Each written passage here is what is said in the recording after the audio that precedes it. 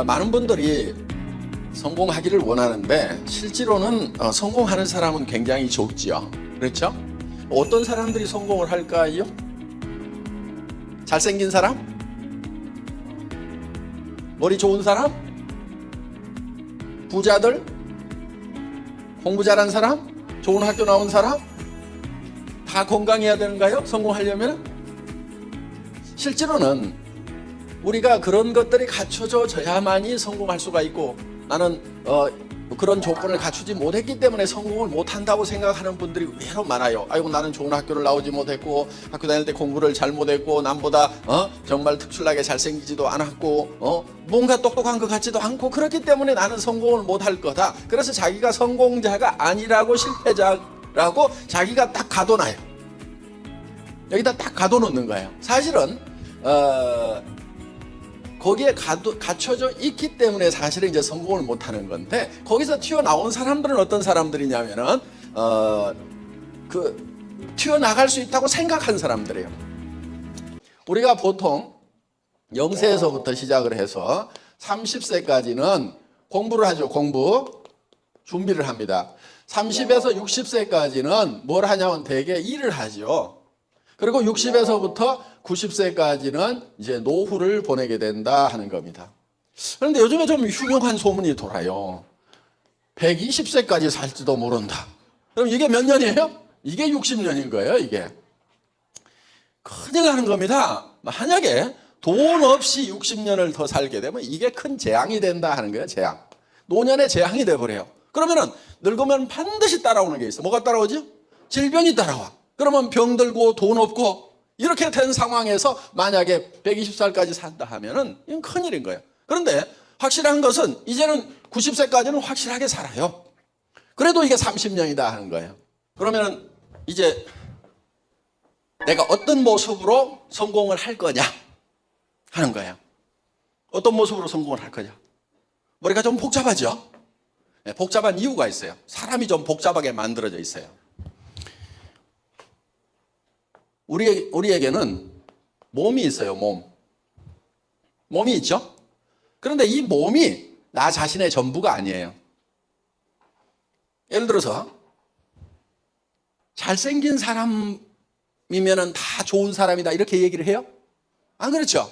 그럼 저 같은 사람은 무조건 좋은 사람이죠, 보나마나. 그렇죠? 그러면은, 이것만, 겉모습만 보고는 좋은 사람이다, 나쁜 사람이다, 이 얘기를 할 수가 없어요. 그거는 이게 나 자신의 전부가 아니기 때문에 그래요. 이 육은 사람이 사는 집일 뿐이에요. 이 집 안에 영과 혼이 살아요, 혼.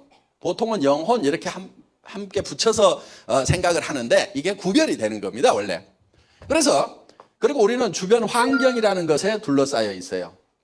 환경. 그러면은 이 육이라는 것은 우리가 사는 집인데 이 안에 영과 혼이 산다 하는 거예요.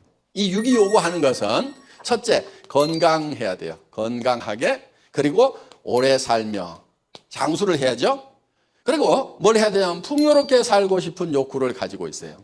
요거를 한마디로 얘기하면 잘 살며, 우리의 육은 잘 살고 싶은 욕구를 가지고 있다. 자, 우리의 영이 있어요, 영. 이 영은 혼하고는 좀 달라요. 동물은 영이 없고 혼만 있어요. 그래서 이 영은, 영적인 것은 양심이라든가 이런 거예요. 양심. 이 양심은 우리가 컨트롤할 수 있는 부분이 아니에요. 예를 들면 도둑놈이 어디 가서 도둑질을 하려고 그래. 손이 덜덜덜덜 떨려. 아무도 보는 사람도 없는데도 떨려. 왜? 이 양심이 너 도둑질하면 안 돼, 나쁜 짓이야, 이렇게 계속해서 고발을 하기 때문에 이게 떨리는 거예요. 그리고 나쁜 짓이라는 걸 알아요.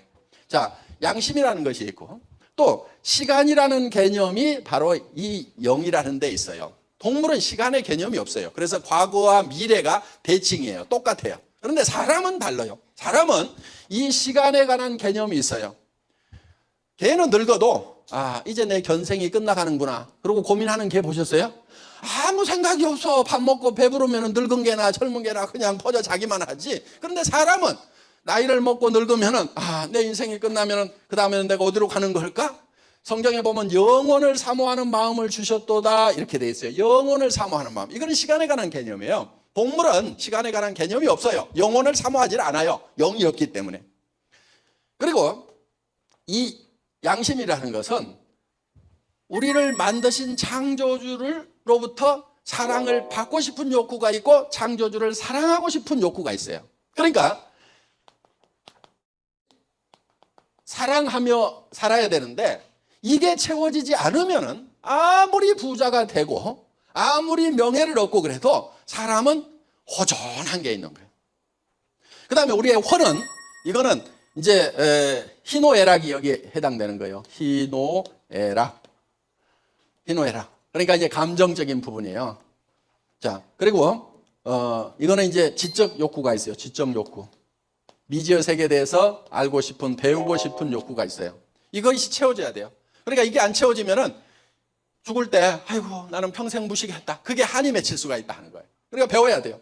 그리고 예를 들어서 자기 감정도 평온한 상태로 유지를 해야 돼요. 남을 막 미워하고 막 화만 부글부글 끓고 평생을 살면은 죽을 때 되면 후회할까요? 안 할까요? 괜히 내가 남 미워하고 괜히 내가 화를 냈다고 후회하게 된단 말이에요. 그러니까 우리는 평온한 감정을 가지고 살아가고 싶은 욕구를 가지고 있고 그 다음에 미지의 세계에 대해서 알고 싶은 욕구를 가지고 있어요. 이게 혼의 작용이에요.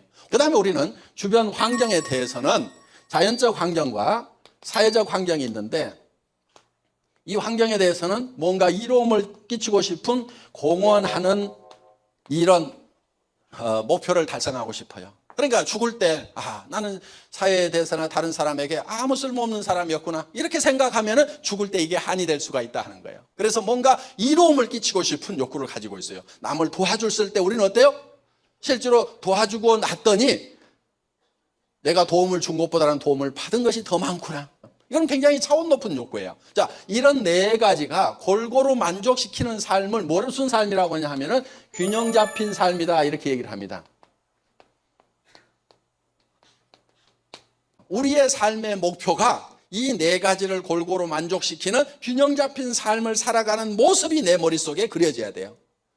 그런데 이 네 가지가 각각 떨어져 있는 것이 아니고 실질적으로는 하나로 얽혀 있어요.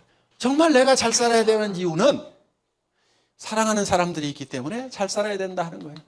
내가 가난하니까 아내가 가난하고 내가 돈을 못 버니까 남편이 힘들어하고 내가 가난하다 보니까 자녀들한테 가난이 대물림이 되고 그래서 기가 죽어서 살아가는 그 자녀들을 위해서라도 내가 잘 살아야 되겠다. 그러니까 이게 얽혀 있는 거예요. 잘 살아야 되는 이유는 사랑하는 사람들이 있기 때문에 잘 살아야 되는 거고 우리가 잘 살려고 하면은 배워야 되는 거고 이런 것을 동시에 생각할 때 여기에서 이게 만나는 점에서 진정한 열정이라는 것이 나온다 하는 겁니다. 그러니까 마음속에 열정이 없는 사람은요 사랑이 식어서 그럴 거예요. 사랑이 식어서 열정이 없는 거예요. 사랑하는 가족들을 위해서 자녀들을 위해서 우리는 우리 자신을 위해서 돈 쓴다기보다는 어떻게 보면 남에게 주고 싶어서 사랑하는 사람들에게 주고 싶어서 지금 돈을 벌고 싶은 거예요. 그래서 여러분들이 여기다가 이제 양식을 하나 나눠드릴 거예요.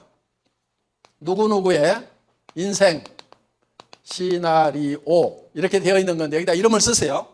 그리고 여기에 보면은 이렇게 되어 있는데 여기에 이렇게 눈금이 있을 거예요. 자, 여기에다가 요 네 가지를 한 번은 들어가게 쓰는 거예요. 예를 들면은 자, 우리가 풍요롭게 살려고 하면은 의식주 문제가 해결돼야 되는데 의하고 식은 대개 해결이 돼 있죠. 그런데 대개는 주택 문제는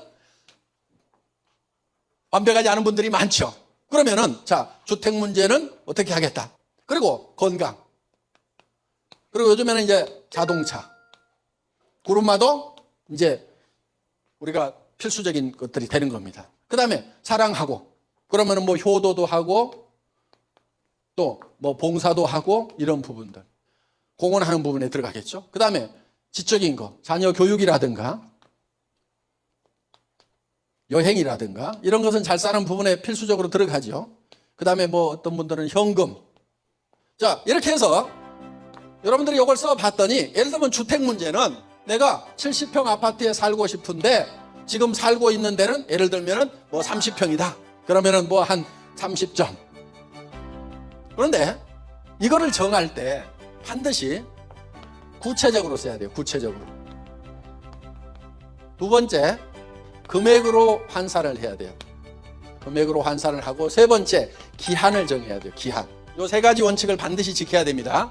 그래서 여러분 머릿속에 어떤 삶을 그려넣느냐 하는 것이 여러분의 성공의 필수 조건이고 또 충분 조건이에요. 그거를 하게 되면 충분히 성공할 수 있다. 자, 선배들이 작성했던 모델을 한번 보기로 하겠습니다. 자, 이런 집, 차, 효도해서 이렇게 구체적으로 쓰셨죠? 이렇게 좀 쓰시라 하는 거예요. 그리고 자기가 지금 현재 만족도를 이렇게 표시를 해놨고 한 5년 상관으로 해서 작성을 하세요.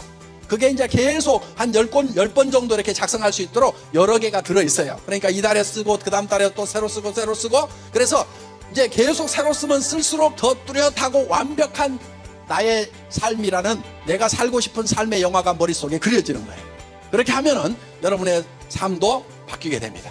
그리고 많은 성공학자들은 그거를 상상하도록만 얘기를 하고 있는데, 우리는 여러분들이 상상하는 것과 현실을 이어주는 애터미라는 사다리까지 제공을 하고 있기 때문에 애터미에서 많은 성공자들이 쏟아져 나오고 있다 하는 겁니다. 어차피 꿈을 꿔봐야 이루어지지도 않을 거니까 현실이라는 것을 받아들이고 현실이라는 걸로 만족하자. 또 어떤 사람들은 또 그렇게 가르치는 분들이 있어요. 그게 유일하게 행복해지는 방법이라고, 마음을 비우라고 가르치는 분들이 있거든요. 그런데 저는 거기에 결코 동의하고 싶지가 않은 거예요. 과거는 바꿔요, 못 바꿔요? 못 바꿔요. 현재는 당장에 바꿀 수 있어요? 안 바뀌어요. 그렇죠? 유일한 방법이 있어요. 뭐냐면요, 우리가 미래로 가는 거예요. 자, 미래가 우리에게 계속 지금 다가오고 있죠. 예. 그런데 이 다가오는 미래가 어떤 미래만 내게 다가오도록 해야 되냐면은, 내가 먼저 미래로 가가지고 내가 바람직한 미래를 만드는 거예요. 다 생각할 수 있어요. 그런데 사람들이 그 생각을 뭉개버려요. 말도 안 돼, 말도 안 돼. 내가 어떻게 좋은 차를 타고 다녀? 말도 안 돼, 말도 안 돼. 내가 어떻게 70평짜리 아파트에 살아? 아이고, 말도 안 돼. 자기가 다 뭉개고 집 받고 막 이러고 있는 거예요. 그런데 성공한 사람은 어떤 사람이냐? 맞아, 나도 잘 살 수 있어. 나도 도와주면서 살 수 있어. 그래, 나도 한 달에 3천만 원 벌고 5천만 원도 벌고 7천만 원도 벌 수 있어. 이렇게 생각을 하는 사람, 그렇게 할 수 있다고 스스로를 믿는 사람, 그 생각이 아주 적은 생각이지만 그 생각을 점점점 키워나가는 사람, 그것이 학력의 차이도 아니고 다른 능력의 차이가 아니에요. 생각하는 힘, 사고력의 차이예요. 이 사고의 근육을 길러야 되는 거예요. 여러분들 처음에는요, 그 가능성이 조그맣게 머릿속에 떠올라요. 그러면 그거를 생각을 계속 키우는 사고의 근육을 만들어야 돼요. 지식의 양으로 성공하는 게 아니에요. 간절함으로 성공할 수 있다는 확신으로, 머릿속에 그 확신이 들어있다 보니까 사람이 바뀌어버린 거예요. 여러분들, 여러분 머릿속에 어떤 모습으로 성공을 할 것인가 하는 것이 명확하게 머릿속에 돌아가기만 하면은 여러분의 몸이 바뀌고 여러분의 표정이 바뀌고 성공자의 모습으로 바뀌어버린다 하는 거예요. 그러니까 우리의 몸은 우리 머릿속에서 뭐를 생각하느냐에 따라 가지고 바뀌어버리는 특징이 있어요. 그러니까 실제로 일어나지 않은 일인데도 불구하고 실제 일어나는 거하고 똑같이 우리 몸은 바뀌고 변한다 하는 거예요. 나는 어떤 사람으로 살아갈 거다 하는 것을 인생 시나리오에다가 적는 거예요. 그래서 한 편의 영화를 만드는 거예요. 인생 시나리오 쓰다 보면은 사실 정말 내가 한 달에 5천만 원을 버는 사람이 될 수 있을까? 정말 그렇게 됐으면 좋겠는데 안 되면 어떡할까 싶어서 그걸 쓰는 것이 참 힘들 수가 있어요. 어떤 분들은 그냥 펜만 들었다 놨다 밤새 그렇게 하다가 한 줄도 못 썼다는 분도 계시더라고요. 여러분, 그렇더라도요, 펜을 잡고 용기를 내서 쓰세요. 그 마음이 안 들면은요, 정말 간절하게 매달리세요. 자기 마음이 변하도록.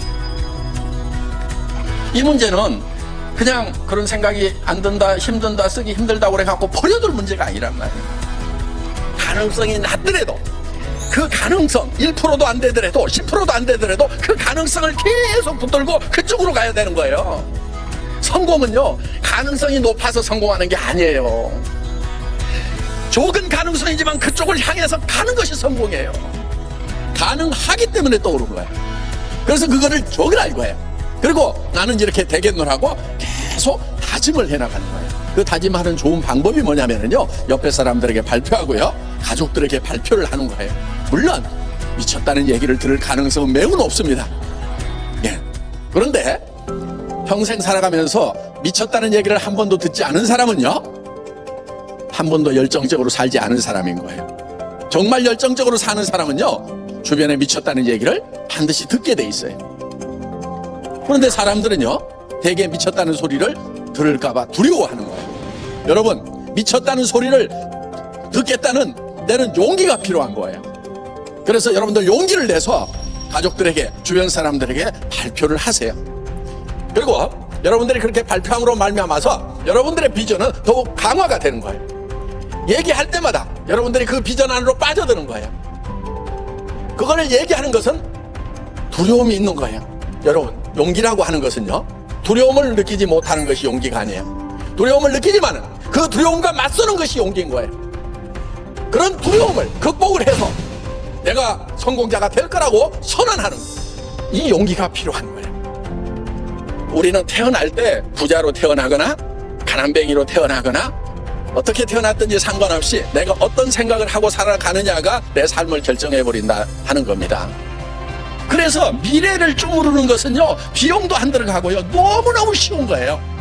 그러니까 그거를 마음껏 주물러 가지고 그 미래가 내한테 다가올 때쯤 되면 어떤 미래가 와야 되냐면은 반드시 내 의도가 들어가 있는 미래가 내한테 오도록 해야 돼요. 우리는 나 혼자가 아니잖아요.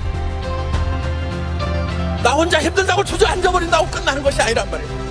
내가 힘들어서 주저앉으면 내 아내가, 내 남편이, 내 부모가, 내 자식이 다 같이 주저앉아야 되는데, 그래서 우리는 일어서 해야 되는 거예요. 내가 성공을 하면은 내 아내가, 내 남편이, 내 부모가, 내 자식이 같이 성공할 수 있기 때문에, 정말 내 가슴 속에 사랑하는 이들이 있기 때문에 우리는 두렵지만은 용기를 내야 된다 하는 겁니다.